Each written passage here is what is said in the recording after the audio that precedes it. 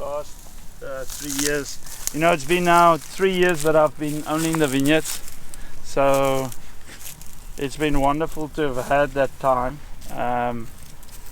and to learn and to work with great people that, you know, take the time to teach me so many things.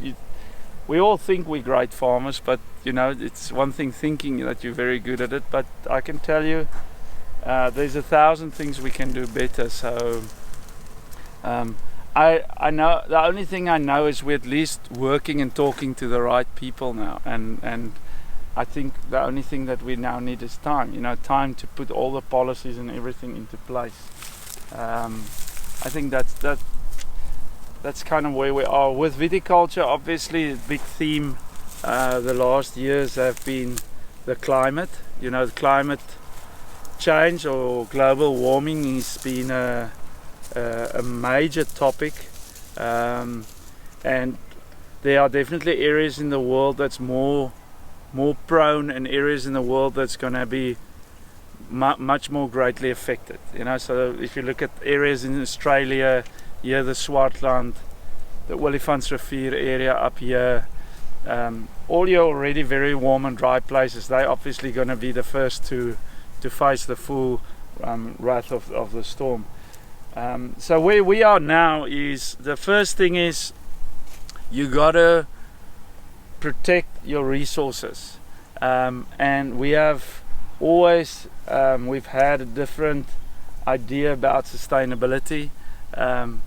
It's one of the reasons I love the Swartland is not the lack of water, but it's not a vastly irrigated area. There is some irrigation. You can't really generalize, but a lot of the vineyards are not irrigated. This vineyard's not irrigated. This vineyard was planted in the height of the drought, the biggest drought in a century. So it's now 4 years old. This vineyard's only known the drought. It's never known a better year. So what we do now is, you can see when you look down here, we plant these cover crops, and with all our new plantings, we're planting our vineyards completely square. So the beauty of planting square is a number of things. The first is you can plow like this and cultivate like this, and you can cultivate like this. So first of all, when it comes to moving away from pesticides and herbicides is the most difficult thing to, because how do you control in a dry climate your competition? And the competition is other plants, weeds. All that weeds is, you don't really get something like a weed, but a weed is kind of a desirable plant in an undesirable place. That is what a weed is. It's not like a bad thing, it's just it's the wrong plant in the wrong place for the wrong requirement. So let's just say the weeds for this instance. The best way to keep weeds out of your vineyards is you grow things that you want in the vineyard. So we're planting now the cover crops here, and we're planting the cover crops down there. And then in spring, the first thing is when this cover crop's growing here, it basically takes up the competition of the other weeds. So you grow something, I grow this perennial that it's here, it's kind of coming to the end of its life in spring, for early stages of summer. Then we take we use a quad bike at that stage. We try, it's not easy. With a tractor it's easy. I've got a roller with a tractor, but with a quad bike, that stage you still got a lot of moisture in the soil. So tractors, you have bigger compaction. So we might roll twice, but we roll with a quad bike. Then you create this carpet, and it's a crisscross carpet that runs like this and like this. It's only where the vine is, where there's a little bit of exposure of land. This brings your evaporation down of all your moisture out of your soil, because it's like a carpet over the soil. Second, when the strong winds in the Cape, which is a big issue, come about, helps to keep the moisture in, just helps with that evaporation. And the other thing is it marginalizes soil temperature, so your soil temperature is not so variant, which is very good for growth of plants and also for your microlife in your soil. And the last thing I think, what it does is it, you know, obviously it helps a lot just to keep the moisture in. So with keeping the moisture, keeping the other undesirable plants out, and keeping the evapotranspiration and marginalizing your soil temperature, it's a great policy, you know. And so that helps. What we will do now is, after the season, you can see it like this, we will put compost on top of this, and then you put your mycorrhizas and you put all your bacteria and everything in here. You close this in with all the new food, and you do but a great seed bed preparation for the next year's cover crops. We plant variable cover crops. This year was tricale, barley, standard wheat, white mustard, yellow mustard, lupins, faba beans. Yeah, I think that was the mix here. We have different mixes for different areas, but that was the mix for this very vineyard. The other great thing about planting square is for us, everybody talks about high densities, but there's certainly a place for high densities, but where we are with our water and our hydric stress, high densities is maybe not the best policy going forward, because the only thing that this vine's got is got its reserve around it where its roots is. So in a commercial vineyard, or this is a commercial vineyard, but so let's say in a conventional planted vineyard, there will be a vine here and a vine here, and this will be your vine row. So but the roots can only really go there, because, and then you have a kind of a partial root zone development, and all the roots is really in your work row where all your tractor traffic is. With this thing, we have the tractor traffic everywhere, but at least the vine can do like a 360 circular root zone development. And the other thing is, then you reduplicate that 360 degree root zone development you do with a 360 degree thing here.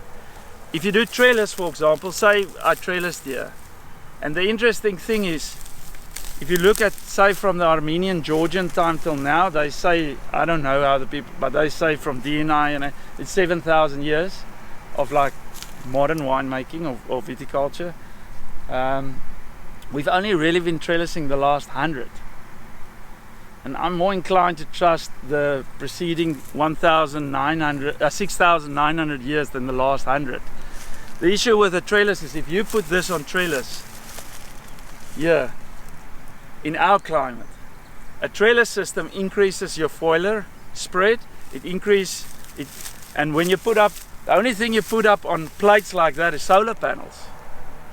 But now you capture a lot of sun, a lot of energy, and one thing is capturing the energy, but you must do something with that energy. It's like you can build a big car with a massive engine. That's no achievement. You must build a car that can handle, that can brake it, that can steer it. So if you have a big trellising system here, accumulating a lot of solar radiation, then you need more water, you need more nutrients, you need more of everything. Now you need to start pumping water, now you need to start pumping nutrients, and I just don't view that as sustainable over the long term. I don't say you can't make good wine with it, I just don't view it as sustainable. I think this is sustainable. It's a very humble way of growing the plant. The plant has been defined for a very long time as a Mediterranean creeper. So let's farm it as a Mediterranean creeper. And the other thing that I've realized, and I've been to very many great regenerative farming conferences, and with the organics and the bio and all of that, you shouldn't. Farming the vine is one aspect, but the money, they say, the money is between the rows. The money is not here. The money is here. So you must farm your soil, you must farm your cover crops, your food, your nutrients, grow your nutrients here, work it in here. I still have to bring in some compost, and I can't produce all my compost myself, but try and do as much as you can. and it's amazing what you can do. The other thing is prune conservatively. Look at this. This is you know, we're busy with crop production. These are all just bunches lying here. Now these bunches still young vines, so you know, reduce your yield. Be realistic about your yield. If you put a massive yield on the vines, you also put a massive strain on them. A young vine is a bit like a young person, you know, needs to still find the boundaries of life. So it's sometimes a little bit over opportunistic about its capabilities. And then the other thing that we're very busy with, we're busy with a natural spraying program. Can still get better, but it's actually been incredible to see how it's worked. This year was a really tough year. Last year was an easy year from a disease perspective. We had a little bit of peronospora that came through. You can see it, but all is good. The bunches are healthy, sound. So I think from that perspective, you know, you can farm here naturally. But this year we got scared. You know, the disease pressure and the humidity this year was incredible. It was, I can't actually recall. We've got proper data loggers and stuff now, but we've only been logging for 3 years, so I don't know. You know, I don't have enough data of this specific site, but it was way out of the norm if you take the general weather stations. Prune. You must look in here. Say you prune there, and your shear is blunt. What happens? Just a simple thing. Your pruning shear is blunt. Your hand hurts.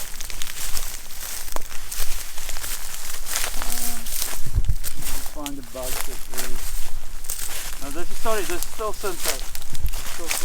This is carrion. Copper.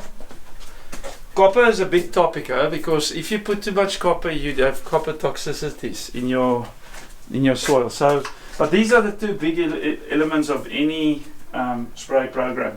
They are preventative. If you get in big trouble, they're not going to work for you. But they're very good. So we use copper, sulfur and copper. Then we use this product, which is developed here by a guy that runs an amazing company that's called Agroorganics. So Biome Pillow is like it's classified as a plant growth stimulant, but it's actually it's a metabolite which is a secondary production from Trichoderma, and it's antifungal. So it's a great fighter against Peronospora viticola or downy mildew. And then we use these classic things that everybody knows, is these seaweeds and stuff, seaweed fermentations and stuff. This is just another type of fermentation. We use that because you must boost the plant's stuff. If we plant new vines in between other old vineyards, we put a lot of micro roots and environmental inoculants in to get microbial life in the root zone system. And then we use, this is also stock standard, let's check what's in this one. This will be just a normal Trichoderma. So Trichodermas and everything that we work with.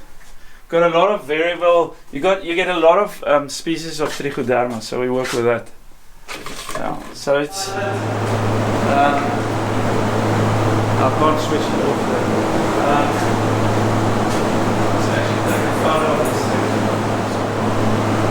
If I make a serum of that or a Shannon Grenache, so this is the cellar for the entire single vineyard for the mountain. So basically, this is 20 vineyards. So you can keep all the parcels exactly apart.